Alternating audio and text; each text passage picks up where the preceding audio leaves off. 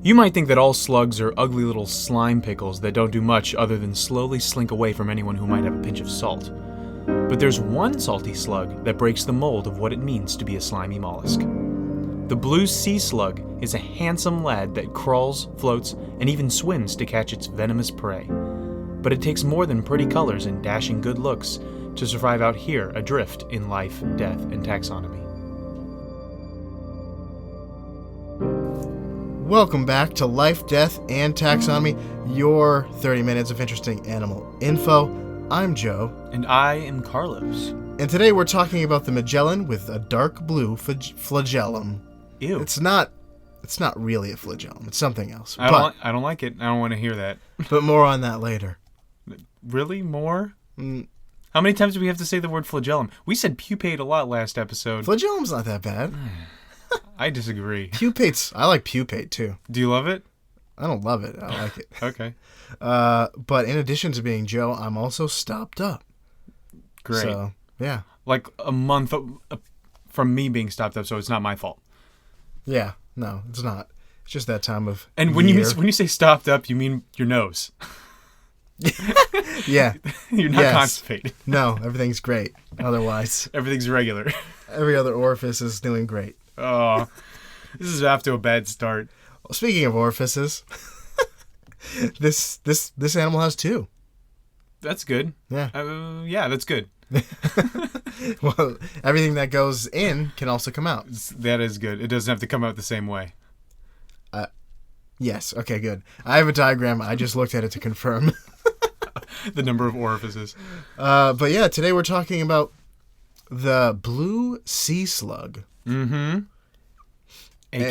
AKA. I came up with one, but because the other ones, the ones that the world has given it, are pretty good. They're not hilarious, but they're good nicknames. So I came up with the Cnidarian nightmare. And others call it the sea swallow. Yeah. The blue angel, which I love. Good. And the blue dragon. Good. Which I'm glad you came across that one because that's what I call it a lot. Yeah, I'm gonna call it the blue dragon a lot. The blue dragon is It's just great. the coolest one out of the three. I like blue angel though. It just even though it doesn't move very fast. You could also call it the blue glaucus. Yeah, I didn't want to do that. Spoiler alert. Why don't you go ahead and follow through with that spoiler? Okay, let's find out what the scientific community calls this guy. Okay, first kingdom. You know it. You love it. You're in it. Kingdom Animalia. Yay! Are the best kingdom, I think. Mm-hmm. Unless you're a vegetarian, you probably like other kingdoms. Like Really? plants. Plant kingdoms. But if you're a vegetarian, you eat plants. You mean you like them, like the flavor of them. Oh, sure. If the best kingdom goes to whichever one is the tastiest, I still have to go with Kingdom Animalia, but I think some other people would disagree. Yeah.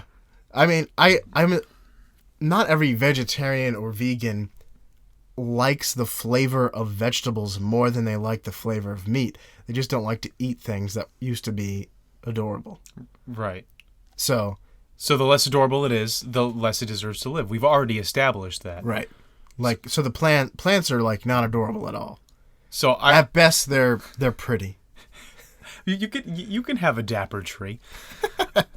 I would say that this animal is adorable, but we'll get there when we talk about what this thing looks like. Okay, phylum Mollusca. We've been here before. Yeah, we have. This is familiar territory. With the giant African land snail. Mm-hmm. I think that's it. Class Gastropoda, which means something with your foot. Stomach foot. Stomach foot, yeah. Okay, so instead of an order, it has a million clades. Are you going to list them all? Because I got them all here. Heterobranchia. Okay. Euthenura. Euthenura, yeah. Okay. Nudipleura. Sounds good. Or Pelura. Nudibranchia. Or Branchia. I feel like Branchia sounds better, but we call it Nudibranch. Yeah, I would say Branchia. Dexarchaea. Dexiarchia. Yeah, Dexiarchia. Well, no, yeah, to go back, I would say Nudibranchia because it's the same CHIA at the end. Mm-hmm. Cladobranchia and Aeolidida. Aeolidida. I only have one D. Aeolidida. Oh, I have two.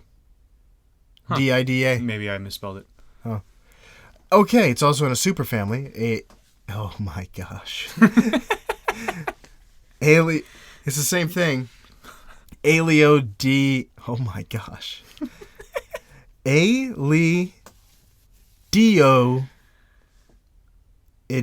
I don't have that one written down. I ignored Aeolidae. Aeolidae. Wow. Unnecessary. Get it together, taxonomists. Oodalolly. Golly, Golly, what a dick. mollusk.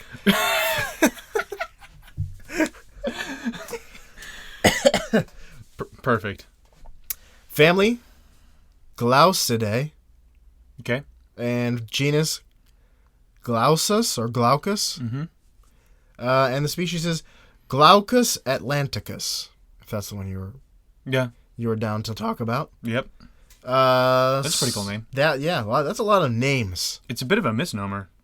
Well, not entirely a misnomer. You would think that it can only be found in the Atlantic Ocean. Yeah, but it is found in the Atlantic Ocean. Yes. Not exclusively. Okay, so description time. What does it look like? The audience deserves just a thorough, painted mental picture of what this thing looks like, because that's part of the reason why I chose it. Well, if you're driving and cannot Google it, here we go. It's a small symmetrical slug that doesn't look like your typical slug. It has a slender body with appendages coming off of it on each side that almost look like hands, like hands with many fingers. But instead of fingers, they have Cerata or Karata. I would say Cerata. For kung fu fighting. Yeah.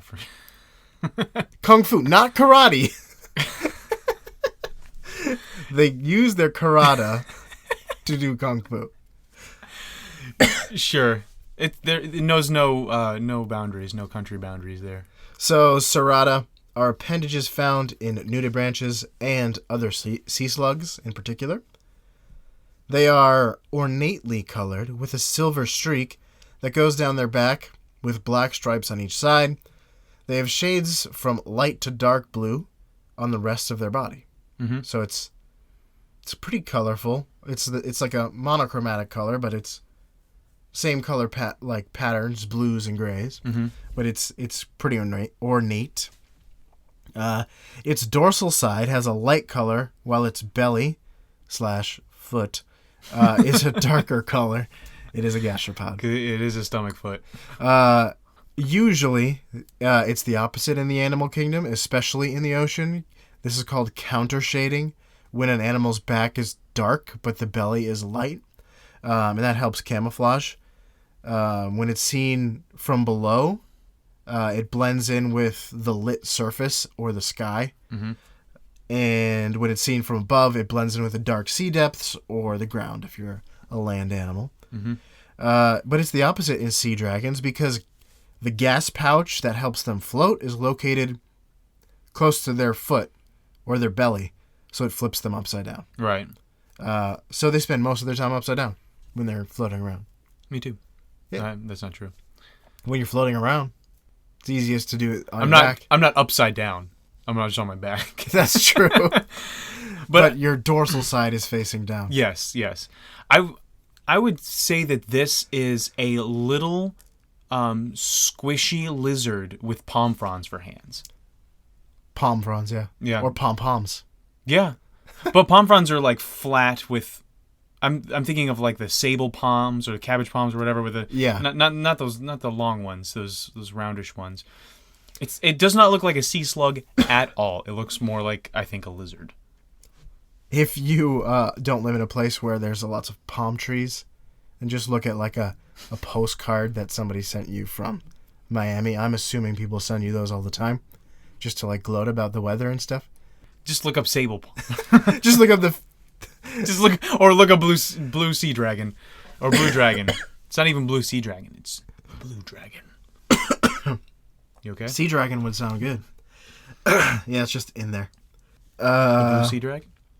Yeah. There's a little. That's not good. No, you need to get that out immediately. Man, I feel like I have a buccal mass in my throat. Disgusting. Which is something they have in their face. All right, so let's talk about their buccal mass. Let's not. Let's talk about what their size is. All right, here we go. It's time for the listeners' most favoritist part of the show. So to introduce us today, we have Kent giving us some bass tones. Without further ado, here's the listener's favorite part of the show. Measure up. That was deep. It was sultry. It was super deep. So here we go. Let's start with length. Or length. It's length. It's 3 centimeters or 1.2 inches. Don't get crazy. It's just 1.2 inches. 2.1 would be insane. It would be almost doubled. How many blue dragons go into the total length of Smog, according to the Atlas of Middle-earth written by Karen Wynne Fonstad and published in 1981? Smog being the dragon from The Hobbit. Yeah. Here's a hint. The only description of the size given by Tolkien himself was that Smog couldn't fit through the secret passage even when he was young, which is 5 feet tall and wide enough for 3 people. Three men or 3 hobbits? That makes a big difference. I feel like men, but maybe dwarves. Yeah, probably dwarves. But they're about as thick as a man. They're just shorter and stockier. Sure. I don't know if that's true. This isn't going to help me. You're not looking for width at all. I'm combining what I saw in the the 1970s cartoon of The Hobbit with the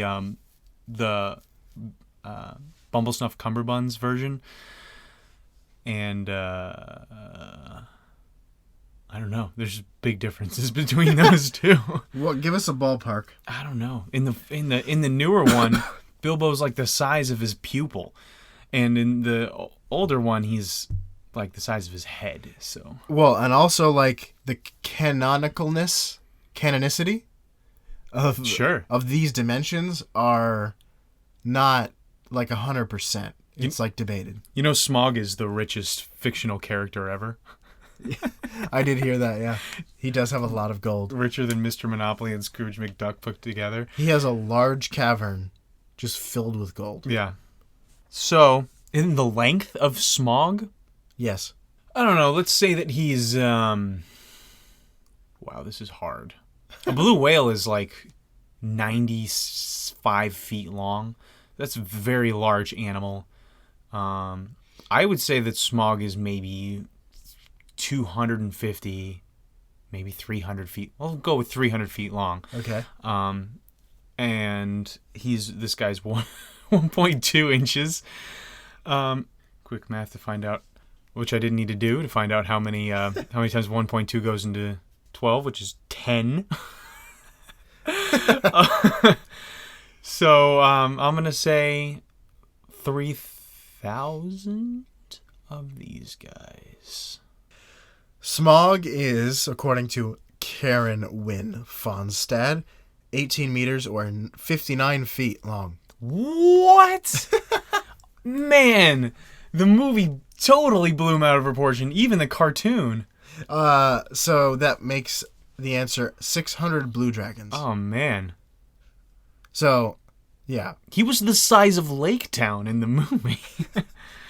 Goodness, I've been deceived by Hollywood. I'm sorry, Tolkien. Once again, deceived by Hollywood. Let's move on to Cerata. Sriracha? No. A little spicy. Actually, probably way more spicy. Yeah, this guy's a little bit spicier than Sriracha. Cerata. The blue dragon can have as many as 84 Cerata on its body. How many blue dragon Cerata groups go into the total number of direct ancestors you have 20 generations ago? So, meaning... Can we stop the podcast? Let me explain that to you a little bit better. No, you won't. I don't think you'll be successful. One generation ago, it was your parents, and that's 2 people. 2 generations ago, it's 4 people. Here's a hint. What is the question again? So how many blue dragon Cerata, like the total number of blue dragon Cerata? On how many Cerata on one blue dragon? Yes. You said 80 something? 84. 84 Cerata on one blue dragon. How many of those? How many groups? Cerata? Yeah. Or how many Cerata or how many blue dragons worth of Cerata? Yes. Okay, that's second. Go into the total number of ancestors you have 20 generations ago. Okay, so for every generation I add 2. Yeah. No. Yes. You add 2? Yeah, so No, it's exponential. one generation is 2, 2 double generations it. is 4. You double it. I'm not doing this. Well, obviously, I refuse. It's not. You don't have to. I'm not saying 16. Well, how many ancestors do you think? Well, here's a hint, okay? This is actually kind of helpful. Everyone is upset at you right now, including me. No, they're delighted. 34 of the 43 U.S. presidents are related to Charlemagne. Because of this. This phenomenon. I'm purposely going to forget that information. I'll give you another hint. No. So, if you go far back enough in generation-wise, it becomes impossible. Practically impossible for how many people there are. Like, enough generations ago, there's more people, mathematically, than there are on Earth at that time. So, but mathematically it works. And there are things like... I no longer trust any of this. Okay. It's been proven to be mathematically impossible. No, it's mathematically possible. Practically impossible. So, yeah. You have 2 grandparents, you have 4 grandparents, you had 2 parents, it doubled. Then you have 8 great-grandparents, right? Yeah. But, like, that gets to be an insanely high number after 10. So what is it? It's not a crazy number. I think I would have to disagree. I give us a guess. We're fundamentally wrong at this point. Give us a guess, and I'll tell you if you're wildly off. 300,000. You're wildly off. Well, yeah, you're. The point is that I can type in 300,000 into my calculator times 84 and get a number that fits on my calculator. That's automatically smaller than the number that I got to halfway through getting to this ancestor thing. Well, you could do that math just like... Well, I mean, I guess you could look up the whole answer on Google, but if you did 20 to the power of 2 on... It's not 20 to the power of 2. It's 2 to the power of 2. It's 2 to the power of 20. Just be wrong then. Just give it. I did give a guess. Well, okay. End my suffering. Okay. End everyone's suffering at this point. Yeah, you're right. 20 to the power of 2 is 400. That's wrong. That's very wrong. So it has to be 2 to the power of 20. It has to be 2 to the power of 20. Yeah. So the correct number of generations or people in the generation 20 years ago is 1,048,576. Is that what you got by multiplying 2 to the 20th power? Yes. Yep. The answer is 12,483 Cerata groups. And we're all the better for it. I've forgotten the whole school subject because of that. It ended up not being that difficult a math problem. What is manifest destiny again? So let's move on to their distribution. Okay, geography. I forgot that because of this. They are pelagic. Do you know what that means? Follow the teachings of Pelagius? Yeah. That's not true. Oh. It means they like the open ocean. It also means they can be found pretty much everywhere in the ocean. Most people believe that they can be found throughout all of the world's oceans, but they prefer warm, temperate, and tropical waters, like most things that live in the ocean, except for the Greenland shark. It's been recorded off the coasts of Africa, Europe, India, Australia, and Mozambique. So it goes everywhere, just like Johnny Cash, except for it doesn't just go to cities in the United States. Yeah, it's a bit of a hyperbole on his part. Yeah, I mean, it's ethnocentric. As Johnny Cash was wont to be. I'll just go everywhere. And then he does a U.S. tour. All right, let's do some really fast facts. Like other snails and slugs, blue dragons are both male and female. After mating, both of the slugs lay eggs. So when we talked about the African land snail, Mm-hmm. it was basically it was decided based on The bigger one. which one was bigger. That would be the female. Right. Here it's just like they both go for it. Okay. I think they could do it. I think it was the same I situation believe in them with the... I think they could do it. All right, that's all I got. That was your fast facts? Yeah, it was very fast. It was the one fact. All right, well, let's go on to the majorest of facts for this guy. Uh-huh. It's so the slug is predatory. Same. You never really think of slugs being predatory. You think of them just when it comes to chicken nuggets. predate on those nugs. I'm a nug predator. But you don't really think of slugs eating anything other than grass or seaweed or whatever. I don't even think about them eating grass. You don't really think about slugs that often, do you? No. Me neither. Good for you. Or bad for me. Learn about slugs. Why not? Include them into your mental space too. But these guys, they're predatory. They like to eat, specifically, Cnidarians. Like I said earlier, they're the Cnidarian nightmare. What is a Cnidarian? A Cnidarian is like a jellyfish. Sweet. But specifically, they like to feed on hydrozoan Cnidarians. And hydrozoa are little predatory, like plankton-like things, but just bigger. That's where we diverge, I guess. Me and them. Yeah, that would be... I'm not down with eating those. No, it would hurt because these guys release stinging things. They release stinging things? Is that what you just said? Yes. But they come together. I almost said nettles, but they don't have nettles. But they come together right now. Over me. If you're underwater. But yeah, if you're under the ocean, but they come together as one organism. It looks like one organism, but it's really a colony of hydrozoans. Kind of like coral is actually a colony of individual polyps. These guys come together and form what looks like a jellyfish. So a good example is the Japanese man-o-war. Ah. So this little brightly colored like sail balloon with stinging tentacles draped down is actually a collection of individual living organisms. They are legion. They are legion. Stinging legion. And they don't like swim or anything. They kind of just float because it just takes so much effort to coordinate like a breaststroke. It's like they have this group text and nobody answers. Nobody answers. Everybody's got that group text on mute. So as you said, the blue dragon likes to float around upside down. Same. Okay, we're back. Okay, we're back. Still picturing your feet, like just at the surface. But they swim as they float on the surface.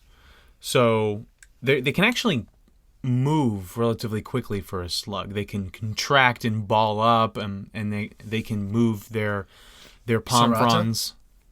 I call the whole thing a palm frond individually, so that it can get to these floating colonies of hydrozoans. And here are some of the things on the menu. The by-the-wind sailor, that's what it's called. Lots of dashes here. This is a hybrid colony of hydrozoan, and it looks like a little sail. Nice. The other thing is the blue button. And this one is a very cool looking guy. Another colony of hydrozoid, whatever, polyps. And this one looks super cool. It looks like a golden medallion surrounded by teal peacock feathers or something like that. Isn't that cool? It is interesting. Look it up when you're not driving. The other thing is the purple storm snail. It can look like the blue button. It can look like a dream catcher. Yeah, it does. It definitely looks like a. Oh, that one's not gold. There was some that had like a gold center, and then teal feather things. So the other thing on the menu is the purple storm snail. This snail actually eats the other those hydrozoans, but it also gets eaten by the sea swallow over here, the blue dragon. And then the last thing is the Portuguese man-o-war. All of these things have a pretty powerful sting, except for I think the purple storm snail. But the difference is that the blue dragon has an even nastier sting than all of these guys. And the question is, how does it have this nasty sting when it does not produce any of its own venom? Well, it kind of does this Tai Chi judo thing. Uh-huh. Where, somebody punches you and you take that punch, the energy from that punch, and you direct it back at your opponent. So as they're eating one of these man-o-war, they swallow the poison or the venom that it's trying to sting it with. Not same. No, yeah, we're back. We're back to Yeah. we're back to our differences. Yes. Stop focusing on what sets us apart. So they'll swallow the venom and then they'll store it in their Cerata, in their karate. Uh-huh. And it is. They do kung fu. they do. It's Tai Chi. Yeah. And so they have like little receptacles in their fingers, and it gets concentrated there, more potent, and then they'll use that and release it into predators and into their prey, and into your hand if you pick this thing up. Yeah, don't do that. Yeah, it's gonna hurt. Even though I've seen multiple pictures of people having one in their hands. Maybe if you placate it, sing it a song, coo softly. Yeah. It will avoid stinging you. If you join its dojo. It's dojo of coolness. So I'm imagining he's like Liam Neeson in The Gray, at the end of The Gray. Are you about to spoil the end of The Gray? No. For everyone who desperately wants to see this No. Oscar award-winning movie? He just tapes a knife to his hands and like broken glass bottles to his other hand so he doesn't drop them in a fight. Against a wolf. Possibly against a wolf. Possibly against another man. True. Maybe a bear. You never know. Maybe. Gotta watch the movie to find out. Yeah. It's not excellent. It's okay. It's engaging. Yeah. You'll watch it to the end, hopefully. Anyway, he incorporates other things into his hands. Yeah, he takes weapons from outside Yes. and puts it into his hands. Pretty much anyone who fighting. uses weapons could also be another metaphor for that. Anyone who attaches the weapons to themselves. Yes. Wolverine. Yeah. Although, No, they're not like Wolverine. It's more like Rogue. yes. So actually, that's all I got. This tiny little 1.2 inch sea slug that looks like an adorable little palm frond lizard squish ball Yep. floats upside down and swims toward Portuguese man-o-war and eats them entirely, takes their poison, puts it into its fingers, and then stabs other things with it. That's metal. And it like barely even has a brain. It looks like a little man, like draped in some sort of like costume cloth thing. Like if you look at... Looks like a kite. Looks like a neat kite. Yeah. Yeah, it does. Very brightly colored. You know what else is like that kind of kite? Is dragons. They make kites like that look like that. Yeah. And so we're back to Blue Dragon. I typed in blue dragon. And you got Blue Eyes White Dragon? No, I just got a bunch of blue dragons. Like, I don't know what I You gotta type expected. in Blue Sea Slug. Or Glaucus atlanticus. Which is what the name of a dragon would be. That's true. Glaucus is It definitely does a seem dragon like name. a ancient being. Mm-hmm. Look at this adorable like little guy. Just like looks like he's... Yeah. It looks very humanoid, like he's hunched over and Yeah, like, he's looking all- at the ground. He looks like a sloth thing. Like a sloth badger. Yeah. Interesting thing. Remember that. Blue Sea Slug, look it up when you're not driving. Do you have anything else? New. Okay, so until then, for you out there in Podcastia, float upside down, dazzle your prey, and use your opponent's strength against them like the Blue Sea Slug in Life, Death, and Taxonomy.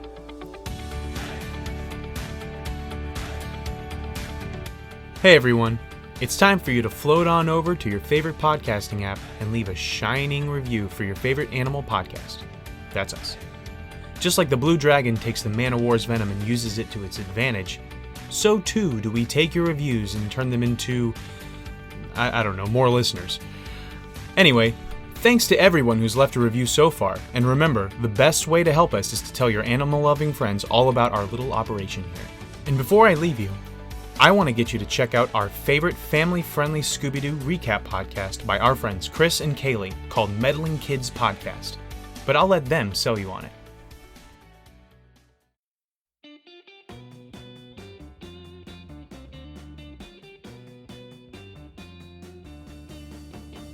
Do you like action, Yes, adventure, of course. spooky ghosts, Um, scary monsters? Not really. Then why not check out Meddling Kids? Listen in as Chris And Kaylee. take a journey through the adventures of Scooby-Doo. And those humans he's deemed cool enough to hang out with him. Listen everywhere your favorite podcasts are found, Like right next to that clue over there. or at medlingkidspod.com.